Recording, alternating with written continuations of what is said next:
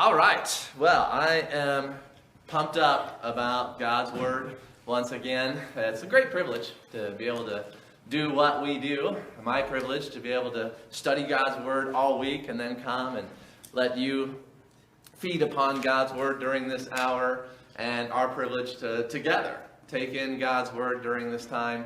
And God's Word is very necessary for our souls.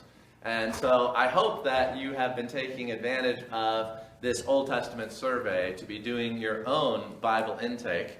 The gift of literacy that God has given to you in this time and place, the gift of the Bible so excellently translated in so many different versions.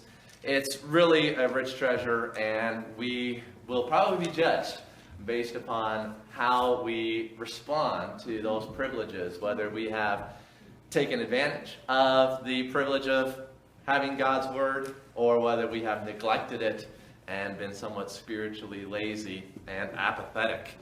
And so, for those of you that are reading through Deuteronomy, I think that this part of God's Word has been a tremendous blessing. I would suspect that this part of God's Word has been a tremendous blessing to you this week and last week. If you haven't yet read it, definitely set aside time this week to follow up this study, this introduction to the book of Deuteronomy, with your own reading, your own Bible intake of the book of Deuteronomy. Perhaps the most important book in the Old Testament that can be backed up by data, because it's quoted more than any other book of the Old Testament in the New Testament. And also, as theologians take a look at the book of Deuteronomy, they have come to the conclusion, quite recently, they've more been able to appreciate the book of Deuteronomy